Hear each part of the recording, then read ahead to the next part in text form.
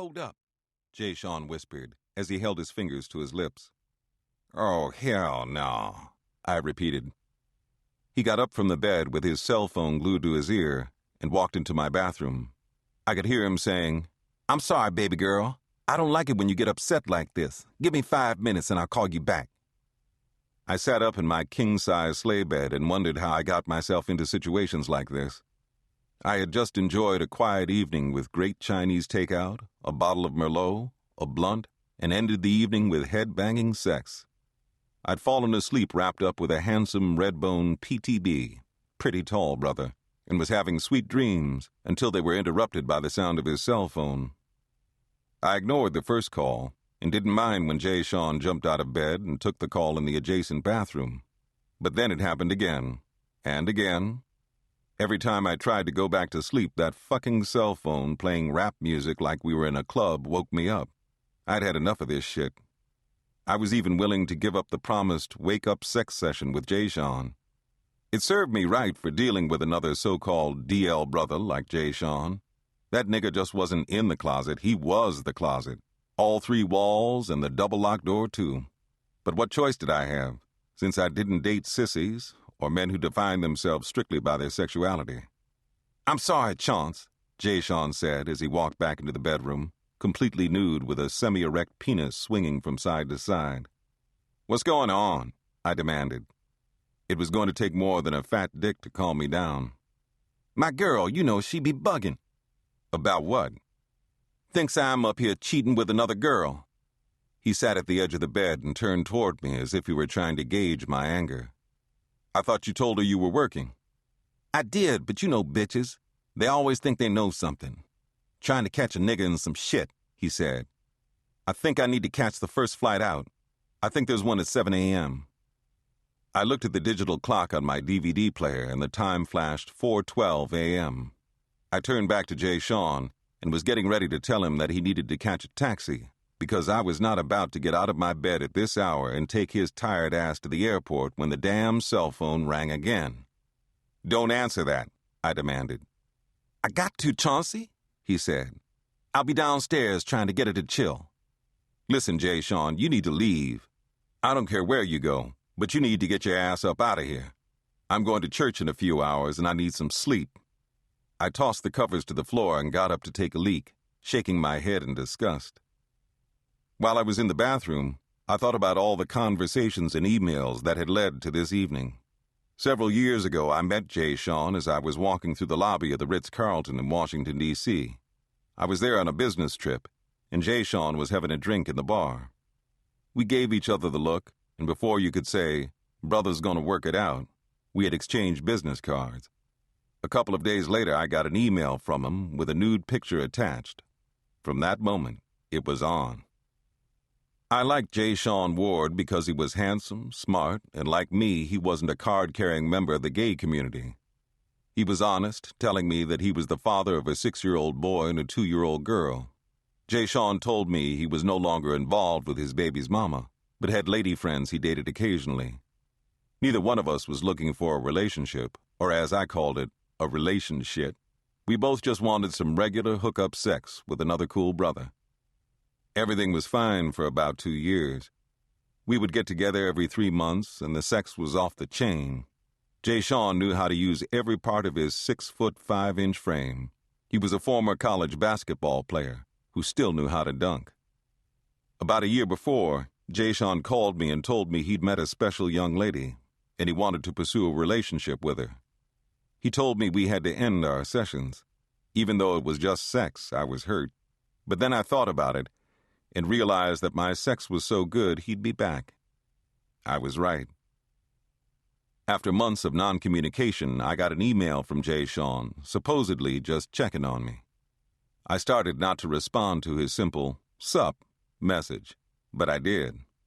His next email said, I've been missing my nigga and I got a few new things I need to show you.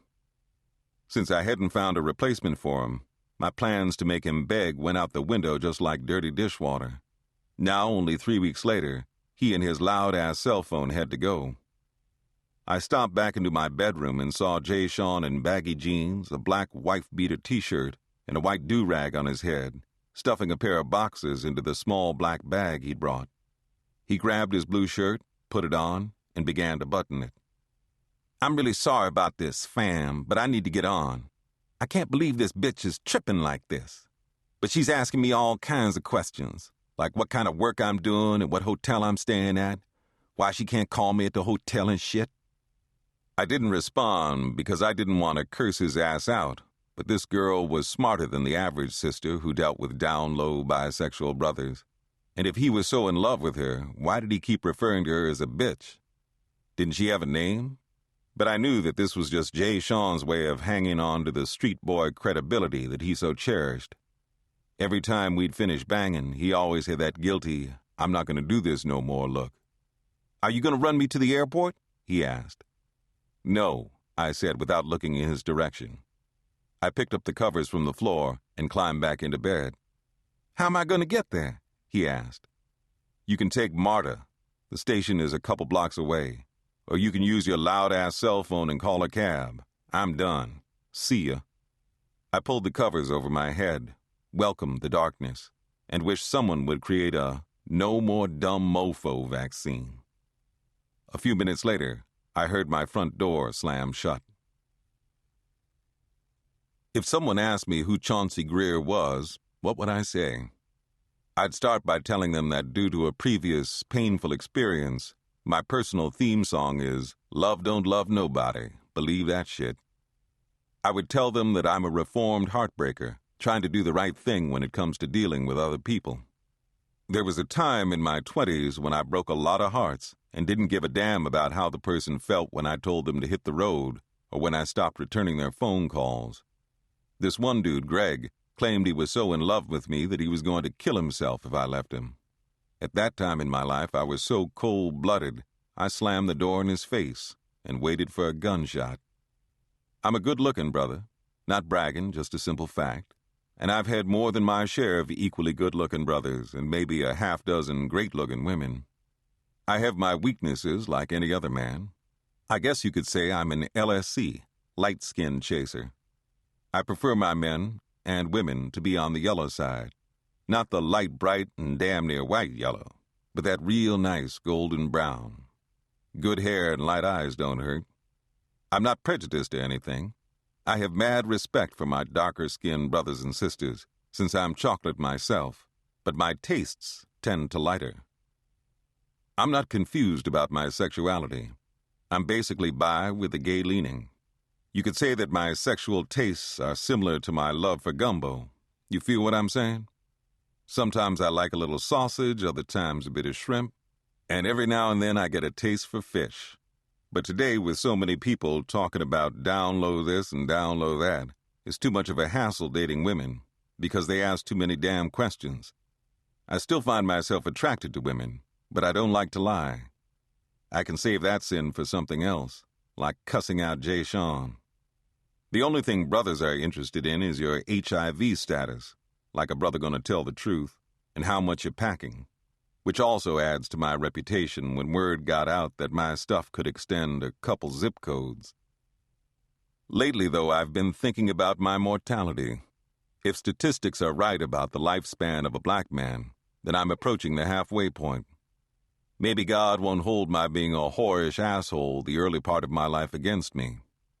Now, when I meet somebody I want to hook up with on a sex tip, I tell them right up front that I only go out, or let's be honest, fuck, with them up to 3 times. When they ask me if I'm kidding, I say when a person tells you who they are, believe them. It's the one thing I got from watching Oprah every now and then. I know me, and I ain't about to change for anyone. Been there, done that, got the heartbreak. For me, love came calling the first time during the summer of 1979. My hometown, Greenwood, Mississippi, was as humid and sweaty as it always was when the extremely good-looking young outsider moved to town. I was strolling near an old, dusty, pink brick building known as Greenwood Junior High after a day of summer school algebra. I hadn't flunked the tough math course, but I'd made a D, and my parents made me attend summer school voluntarily. I looked toward the basketball court where 6 young men ran up and down the court so fast I wish I had the coordination and height to play with them.